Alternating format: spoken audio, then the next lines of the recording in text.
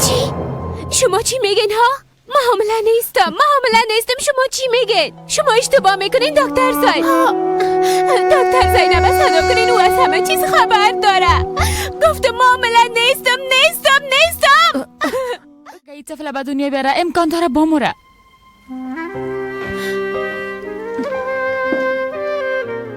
این لباس زینب خالد برات بسیار میزیبه. آقا دورانم خبر شد.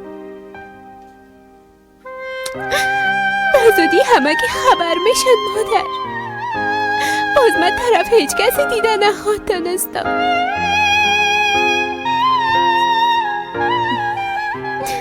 دیدن نمیتونم مادر.